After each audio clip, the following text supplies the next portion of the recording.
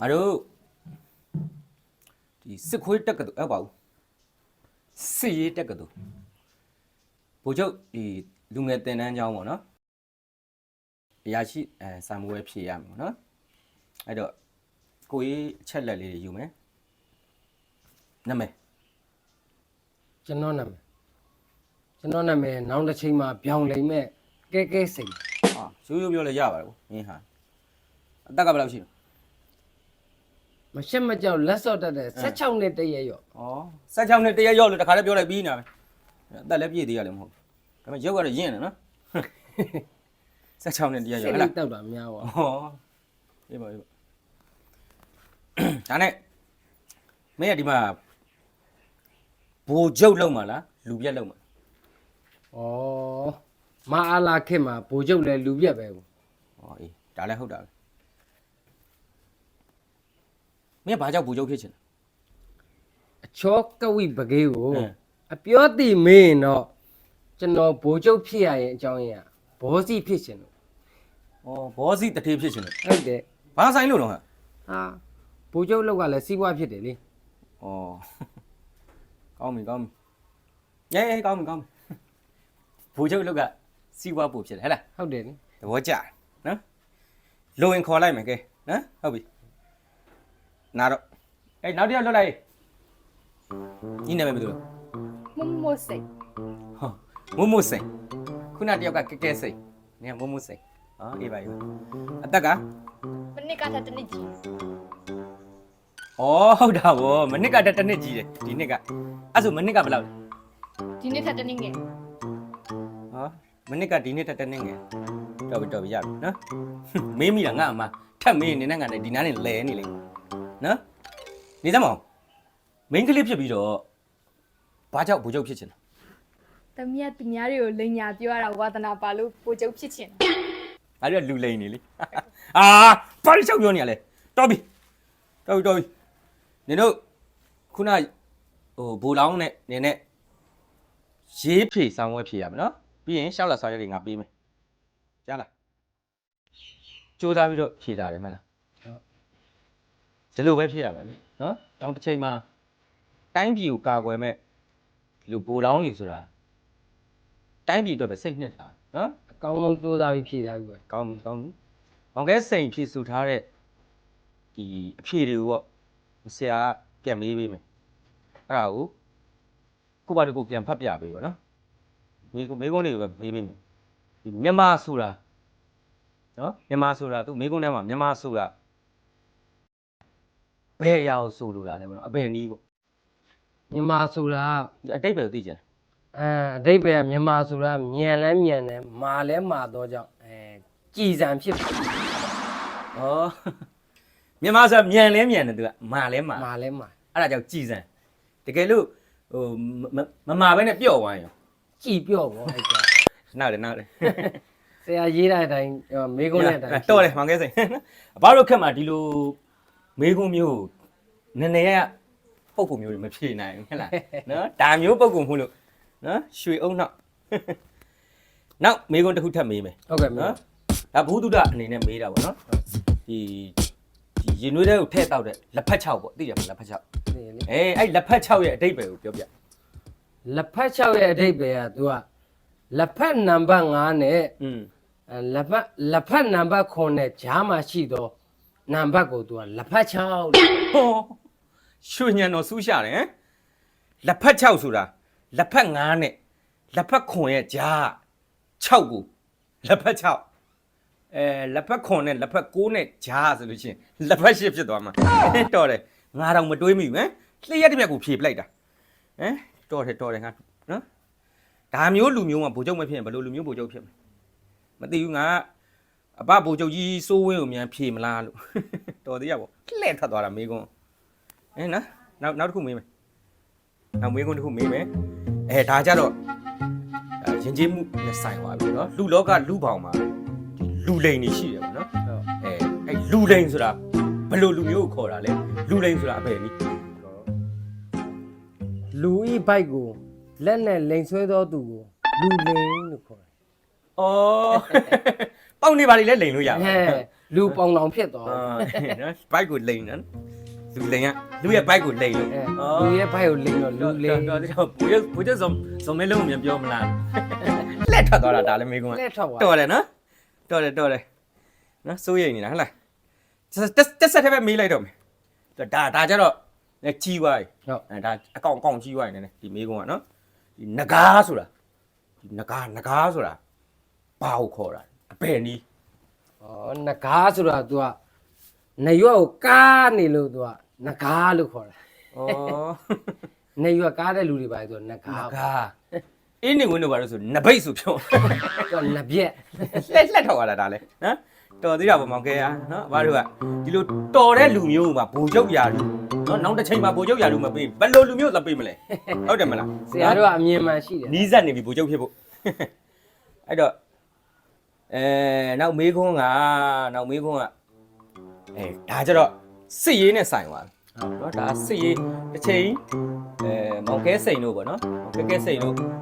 ဒီတက်မတော်အဆင့်နေဘူအဆင့်ကနေပြီးတော့ဘူမှုကနေဘူချုပ်ဆိုတော့တစ်ဆင့်ချင်းမှာတိုက်ပွဲတွေတိုက်ရနော်တိုက်ပွဲတွေတိုက်ရတဲ့အခါမှာဒီဟာကိုသိထားဖို့ကတော်တော်လေးကိုအရေးကြီးတယ်သူမေးထားတဲ့မေးခွန်းကိုတေချာလေးကိုအာယုံစိုက်ပြီးတော့ဖြေရနော်ဒီကောင်ကနတ်နေသိရမလားဒါ view ဟာဆိုတာအဘယ်နည်းတဲ့နော်ဒါကတော့သူစစ်သားတွေနဲ့ဆိုင်သွားပြီ ဗျူဟာဆိုဒီမှာတေးဆရာနိုင်မြန်မာဤသား အဆိုတော်ဗျူဟာဖြစ်ပါတယ် အာကြိုက်လိုက်ပါသမီးရဲ့ဟေးကြိုက်လိုက်ပါသမီးရဲ့ ပရာတို့ပိုင်းနဲ့ ဥတုကြီးကဟေးရေးဟုတ်တယ်အဲ့ကောင် view ဟာတခါဖမ်းခံဦးတယ်နော် view နော် Oh my god ဒီလိုခဲစစ်မေကုံမျိုးစွတ်ခနဲ့လျက်ပဲဆင်းအောင်မစင်သားပဲဖြေသွားတာ ညာသွားကောင်း အော်ပညာရှိတယ်နော်ပညာရှိတယ်ဟုတ်ပြီနော်ဒီလိုပညာရှိမျိုးကနောက်ထပ်မပေါ်တော့ဘူးဟုတ်လားနော်တော်တယ်နော် view ဟာဆိုတာဆရာနိုင်မြန်မာရဲ့သားမိုက်တယ်တချင်းနေဆိုတယ်သူဂီတာတီးတယ်နော်မိုက်တယ်အဲ့တော့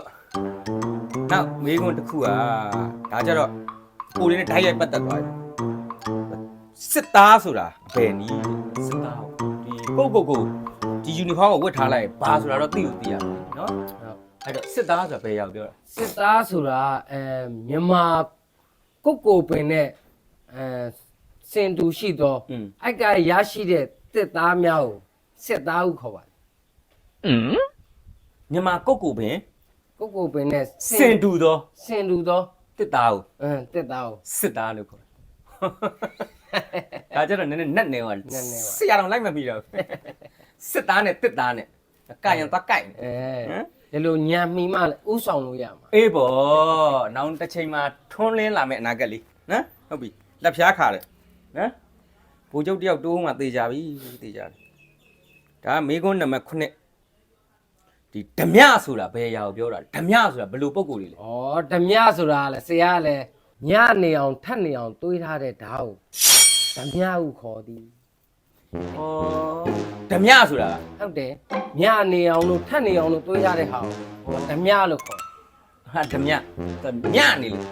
တွေးထားတာညတယ်ဓမြရဲတွေကိုညပြောမလားတဲ့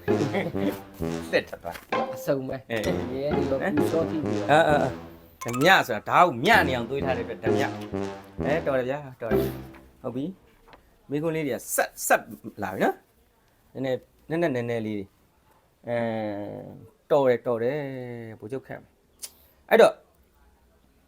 ဒါကြတော့တစ်ချိန်ကျရင်မရောက်ဘူးလို့မပြောနိုင်ဘူးစစ်ဆေးရုံဆိုတာဘယ်နည်းလဲဟမ်ဟုတ်ဘူးလေဒီကျမ်းမာရေးရနော်ကျမ်းမာရေးရ ခြေတန်းအောင်မသွားသေး မဟုတ်ဘူးကျမ်းမာရေးရလို့သွားမှာဘာဖြစ်လို့လဲဆိုတော့ तू စစ်ရမယ်လေတို့ခြေတန်းသွားရင်ကျမ်းမာရေးကောင်းလားမျက်လုံးကောင်းလားခြေလက်အင်္ဂါတွေကောင်းလားဆိုတာဒါစစ်မှုခံယူရမယ်အဲ့တော့စစ်ဆေးရုံသွားတော့နော်အဲ့တော့ကိုသွားမယ်စစ်ဆေးရုံကို အခုဆရာသွားမယ် မန်းသာမသွားပါဘူးမင်းတို့လက်မှာငါတို့ကအောင်သွားပြီနော်ဒီစစ်ဆေးရုံဆိုတဲ့အဓိပ္ပာယ်ကိုတော့သိထားမယ်စစ်ဆေးရုံဆိုတာဘယ်နည်းတဲ့ စစ်ဆေးရုံတော့လွယ်လေးပါ तू ဆေးကုသမှုမပေးဘဲနဲ့ तू ယောဂါကိုရှာဖွေစစ်ဆေးပြီးတော့နော်စစ်ဆေးပေးနေုံနဲ့တင်ဒါစစ်ဆေးရုံလို့ခေါ်တာ ဩစစ်ဆေးရုံဆိုတာစေကုသမှုမပေးဘဲနဲ့ သူစစ်ပဲစစ်စေးပြန်လွှတ်လိုက်တာ စစ်ပြီးပြန်လွှတ်လိုက်တာအဲ့ဒါကြောင့်ခုနပြောသားပဲ ဆေးတွေစစ်ရမှာလူတို့တွေနော်မျက်လုံးတွေပါမကောင်းတော့ရှေ့တန်းမပို့ဘူးနော်စစ်ကူပဲလွတ်တယ်အဲ့ဒါစစ်ဆေးရုံပေါ့နော်ကွတ်မော်နီတော်တယ်တွေးတွေထက်မြက်တယ်နော်ငါပါကောက်တော့ဖြစ်သွား ဒါညံမိတဲ့လူတွေပဲ အေးမိတယ်တိတယ်တန်းတိတာငါဒါကြတော့သူစစ်သားတွေနဲ့ဆိုင်သွားပြီတက်မတော်သားတွေနဲ့ဆိုင်တာပေါ့နော်စစ်မျက်နှာပုံဖွင့်နေဆိုတာရှိတယ်မှာနော်တိုက်စစ်စင်တာပေါ့ဒါထိုးစစ်စင်မယ်နော်အဲ့တော့စစ်မျက်နှာပြင်ဆိုတာဘာကိုပြောတာ ဩစစ်မျက်နှာပြင်ဆိုတာဇရာလဲရှေ့တန်းပို့လိုက်တော့စစ်သားများတင်းမာနေသောမျက်နှာနဲ့နောက်တန်းမှာဘာမှမလုပ်ပဲကြံခဲ့ပြီးပျော်ပျော်ရွှင်ရွှင်နေတဲ့စစ်သားရဲ့မျက်နှာနဲ့ကွာခြားတယ်ဒါကြောင့်မို့အဲ့ဒါစစ်မျက်နှာအဲ့ဒါ ဩရှင်းတန်းသွားတော့ဘူသွားတာဘူသွားပြီးတော့မျက်နှာရောက်တင်းလို့ဖြစ်နေ အဲ့မှာနောက်တန်းမှာလည်းပျော်နေပြီးတော့ဘဲမှမသွားပဲဘားတိုက်မှာပဲตาယာနေတဲ့လူနဲ့အဲ့ဒါကြောင့် အဲ့ဒါကွာခြားချက်ကို ကွာခြားချက်စစ်မျက်နှာဆိုတာ အဲ့ဒါစစ်မျက်နှာဖွင့်နေဆိုတာဒါကိုပြောတာအေးမိုက်တယ်နော်ရှည်တန်းနဲ့သွားတဲ့လူနဲ့နောက်ကလူနဲ့အန်ဩစရာမေးဘူးနော်အန်ဩစရာဖြေသွားတာဟုတ်ပြီကြည်စမ်းတော်တယ်နော်အန်ဩလွန်တယ်ဒါနောက်မေးခွန်းတစ်ခုဆက်သွားမယ်နံပါတ်10မေးခွန်းနံပါတ်10ပေါ့နော်ဒါကြတော့တို့တိထားရမယ်လေအားလုံးလည်းတိတဲ့အောင်စရာစစ်စင်ရေးအကြောင်းပေါ့ဒါအောင်စရာနဲ့လူတိုင်းအောင်စရာစစ်စင်ရေးနဲ့လူတိုင်းပါဇက်ကပဲပြောနေကြတယ်အောင်စရာစစ်စင်ရေးဆိုတဲ့အတိတ်ပဲဘယ်သူမှမသိဘူးဒါကြောင့်ထည့်မေးထားတာမေးခွန်းထဲမှာအောင်စရာစစ်စင်ရေးဆိုတာအဘယ်နည်းတဲ့ ဦးအောင်စရာစစ်တိုက်ရာတွင်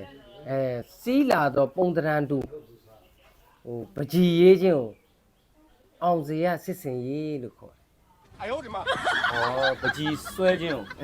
အောင်စရာစစ်စင်ဆွဲဖြစ်သွားနော်ပကြီးရေးမှာအောင်စရာစစ်စင်ဖြစ်မှာနော် ပကြီးရေးခြင်းကို ဟုတ်ပြီနော်အချက်ဖောက်ပေးမယ်ဟလားတော်တယ်နော်အဲ့တော့ဒီဘေးကုန်းအားလုံးကိုအမားယွင်းမရှိနဲ့နော်အကုန်တစ်ကနေ30ထိကိုတွတ်တွတ်လက်လက်နဲ့နော်ဘာမှမစင်စားပဲခေါင်းထဲမှာလျှက်တစ်ပြက်ဖြတ်ထိုးညံနဲ့ဖြေသွားတဲ့မောင်ကဲကဲစိန်လေးကိုဘိုလ်ချုပ်ယာတူပေးမယ်နော် ဟုတ်ကဲ့ နော်အမှားယွင်းမဖြစ်ဖြေနိုင်တယ်လူတော်လေးကိုဘိုလ်ချုပ်ယာတူပေးမယ်ဒါဒီလိုလူမျိုးတွေပဲဘိုလ်ချုပ်ယာတူရကြတာနော်အဲ့တော့ လည်းရမယ်ဆိုတာသိပြီးသားပါ တက်မတော်ပေါ်မှာသစ္စာရှိပါတက်မတော်သားမိတက်မတော်သားအဖနော်ဟုတ်ပြီအဲ့တော့ကဲကဲစိန်လေးအောင်မြင်ပါစေမိကကောင်းပါစေငါမို့ဖြေရမယ်နော်မိကုန်းလေးတွေကိုတေချာကိုဖြေထားတဲ့မိကုန်းကိုကိုယ်တိုင်ပြန်ပြီးဖတ်ပြပေးရမယ်နော်အဲ့မှာလေအဘတို့ဘက်ကဘယ်တုံးတက်ပြီးတော့ရာရှိအဆင့်ကိုတင်တင်လားမတင်တင်လားဆိုတော့ဆုံးဖြတ်ပေးမယ်နော်ဟုတ်ပြီအဲ့တော့မိကုန်းတွေကတော့အရေးကြီးတဲ့မိကုန်းတွေပေါ့တကယ်ကိုနက်နဲမိကုန်းတွေဖြစ်တယ်နော်တေချာခရူးဆိုင်ပြီးဖြေပါပြိုင်ဘက်တွေရှိတယ်နော်ဟုတ်ပြီနော်နံပါတ်1မိကုန်းကတော့ဒီဝရမ်းပြေးဆိုတာဘာလို့ဆိုလို့တလဲပေါ့နော်ဝရမ်းပြေးရဲ့အတိတ်ပဲကိုပြောပြ ဝလုံးကိုလက်ဖြစ်ကင်ရမ်း၍ပြေးနေတော့သူကိုဝရမ်းပြေးဦးခေါ်သူ မိုက်တယ်ဝလုံးကိုလက်နဲ့ကင်ပြီးတော့ရမ်းတယ်အဲ့ဒါဝရမ်းပြေး ဝရမ်းပြေး ဩဝချမ်းပြားလေးကင်ပြီးပြင်းဝချမ်းပြေးဖြစ်သွားတော်တယ်ဗျာတော်တယ်နော်ဒီလိုအမျိုးသမီးဟိုချုပ်မျိုးလိုရှိနေတာနော်တော်တယ်ဝလုံးကိုရမ်းပြီးပြင်းဝရမ်းပြေးဟဲ့လားအေးပါမှတ်ထားမယ်နော်မေးတဲ့အဖြေနဲ့မေးတာနဲ့ဖြေတာနဲ့ကွက်တီချီကျူးရနော်ဘဘကြီးမင်းအောင်လိုက်နေပါအောင်တော်တာရမ်းပြေနော်မှတ်သားလောက်လာပြီဒီမေးခွန်းကြတော့ခုနမေးခွန်းထက်ကိုကြီးသွားပြီဒီလူတွေငါတို့ပြောနေတဲ့ဘောမဆိုဘလို့လူမျိုးကိုပြောတာ ဘောလုံးကိုရဲ့လက်ဝဲလက်ရစီးအပြင်ဘက်ကိုထွက်သွားတဲ့ဘောလုံးကိုပြတ်ပေါက်ဖို့အတွက်ဘောလုံးအားလက်ချမရှိပြီးတော့မရှိပဲဘောလုံးတစ်ပေါက်ဘောမာဒီကို ဘောလုံးမြေအပြင်ဘက်ဟိုဘက်ချမ်းဒီဘက်ချမ်းကိုဘောလုံးထွက်သွားလို့ရှိရင်လက်ပြစ်ဖို့သွားမလိုက်တဲ့ဘောလုံးသမားအဲ့ဒါဘောမဒီလိုမြောက်ဖို့အတွက်မလိုက်ရင်ဘောမဩဂိုးသမားလည်းမလာပဲเนาะအဲ့ဒါဆိုရှုပ်နေရမယ်နော်ထားလိုက်ရပြီနောက်တစ်ခုမြင်မယ်နော်ဒါကြတော့တော်တော်အရေးကြီးသွားပြီသူကဒီဒါ စစ်နဲ့ပတ်သက်တဲ့စစ်ရေးစစ်ရာနဲ့ပတ်သက်တဲ့မိကုံးပေါ့နော်ဒီစစ်အောင်နိုင်ရေးဆိုတဲ့အဓိပ္ပာယ်ကိုပြောပြပါနော်ဒါစစ်အောင်နိုင်ရေးဆိုဒီမှာအပယ်နီးမိကုံးက မွန်ပြည်နယ်ရေးမြို့သားစာရေးဆက်ရရဲ့ อืม ကလောင်အမည်ကိုစစ်အောင်နိုင်ရေးလို့ခေါ်တယ် ဩဒါရေးမှန်နေလို့ဩစစ်အောင်နိုင်ရေးတဲ့စစ်အောင်နိုင်ရေးအေးဘာဒီလက်ကွာတော်လိုက်တာနော်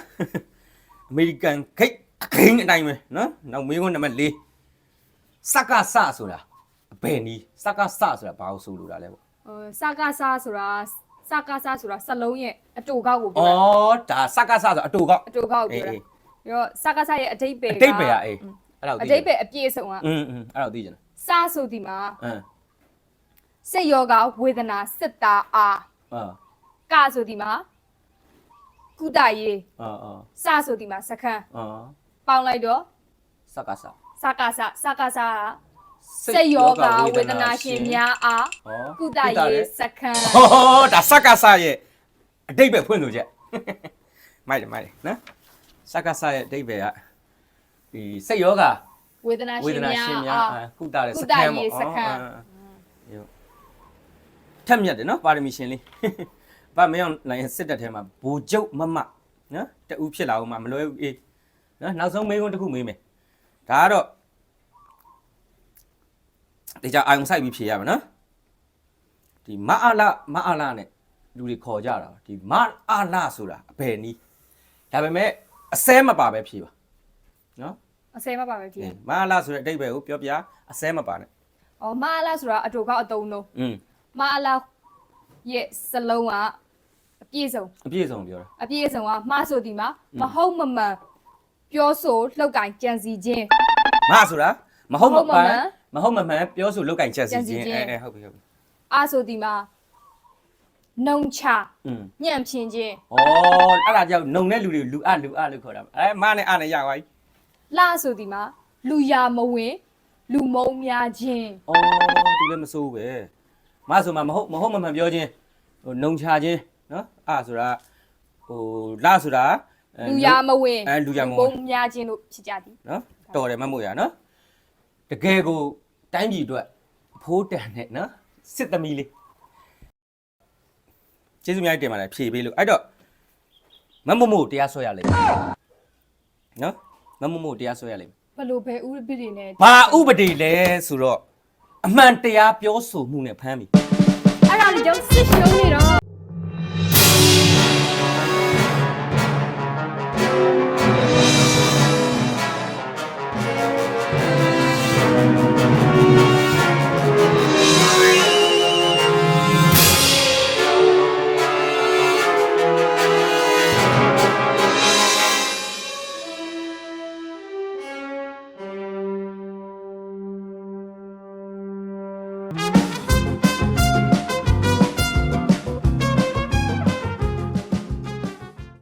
不看见你那个天的心，谁的算好主意，就让天中意，每日地要素着的会被生命。